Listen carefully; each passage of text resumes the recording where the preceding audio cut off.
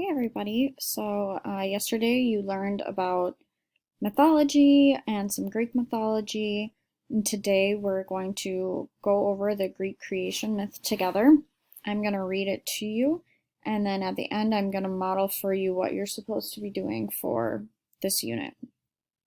So follow along. It looks a lot longer than it is, I promise. So we're just going to get started with the Greek creation myth. In the beginning, there was only the infinite space known as chaos. Inside this void was a single creature, Nyx, the bird with black wings. She laid a golden egg and for ages sat upon it. When it finally hatched, out came Eros, the god of love. One half of the shell rose up to become the sky, and the other half became the earth. He named the earth Gaia and the sky Uranus. Eros then made them fall in love. More. They had many children. Among them were giants and titans, one of which was named Atlas, who, due to his bad behavior, was punished to forever hold the earth and the sky apart. Two other children were named Kronos and Rhea, who married and ruled the world. They also had children. One was named Demeter, who is the goddess of all things that grow. Hera was the goddess of marriage and the birth of children. Hestia as the goddess of home and sacred hearth. Poseidon, god of the sea. Hades, god of the dead. And Zeus, who became the god of the world and ruled the air and the sky. Before they were born, the universe prophesied that one of these children would overtake Kronos and rule the world. To avoid this fate, Kronos swallowed up each of his children as soon as they were born. All of them, except Zeus, who had been hidden by his mother Rhea. When he was fully grown, Zeus conquered Kronos in a great war and rescued his siblings. They all divided the world up and ruled together, then sent Kronos to a place called Tartarus, which is beneath the land of the dead. He made his heaven on Greece's Mount Olympus, which has its top hidden in the clouds and is impossible for any mortal to climb because of its sheer steepness. They then put the earth into order. Zeus began creating people for the upper world. The first race he made was perfect and cast out of gold. They never grew old or died and lived happily off of the tree's fruit. However, they lived in such peacefulness that did not wake up after going to sleep. Zeus then melted down their bodies and left their souls to watch over the people who he would create next. They were created out of silver, extraordinarily vain and beautiful. They would stare at themselves endlessly, and from their pride assumed that they themselves were the gods who ruled the earth. This was unacceptable, so Zeus buried the race of silver and created the bronze race instead. They immediately began to create tools and build industries. This satisfied Zeus. But then, the race used their tools, arrows, swords, and clubs to turn on each other and slaughter themselves in war. Zeus had to begin again, and this last race was created from iron, the only metal left to him. The race grew old and rusted. They worked, loved, and died. Because of this, they also prayed to the gods and fearfully revered them. When he was creating the earliest of this race, Zeus requested aid from one of the Titans named Prometheus, who soon became intrigued with these humans. He trusted them as Zeus did not, for Zeus feared that they may one day overpower him as he had his father, and as his father had before as well. Thus, on the command of Zeus, fire was hidden from mankind, and there was no chance for this newest race to rise higher than those before him. Without fire, they must eat raw meat, eat no bread, or make tools or weapons of metal. They would not be able to make pots or bowls of clay, as they did not have fire to harden them by. Prometheus pitied mankind and decided to steal fire from Mount Olympus and give it to them so that they could rise above the beasts. He knew how terrible and long his punishment would be, but he did it anyway. One night, he carried the flame from Olympus to earth.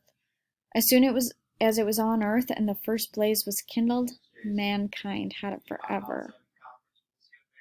Prometheus made haste and taught man how to use fire, and by the time Zeus saw what was happening, man was already quite civilized. He instantly had given this gift of fire and decided on a most horrible punishment. A giant vulture was sent to eat Prometheus's liver as he was chained to a stone. This was not only a one-time thing, as every day the vulture would come, and every night a new liver would grow. He was to be punished forever in this way. Zeus also decided to give his own terrible gift to mankind. He said, I myself will offer them a gift. It's a beautiful one, and they will love it dearly. However, it shall bring them suffering and many ills now and for eternity. First he summoned his son Hephaestus, god of craftsmen and all who labor at the workshop or kiln, to make a lovely image out of clay. It was in the shape of a maiden, likened in the shape of the goddesses themselves. Then Athena, goddess of wisdom and weaving and needlework, taught her all that she knew. Then the quick-witted messenger Hermes taught her to speak and to tell clever lies in order to deceive men. Aphrodite, goddess of love and beauty, made her beautiful so that men should fall in love and break themselves because of her. Zeus was finally pleased and blew life into the image. He gave her a beautiful box and told her that she must never open it. Okay, so I stopped with our story there because it was moving into some other myths that you're going to get to later. So now we're going to talk about this tracker for myth criteria because this is going to be the basis for your summative that you have next week. So your summative next week is you telling me which of all the myths that you're being exposed to is the best one in terms of what a myth is and why. So it's not going to be which one do you find the most interesting. It's literally going to be which one is the best myth based on the criteria and why.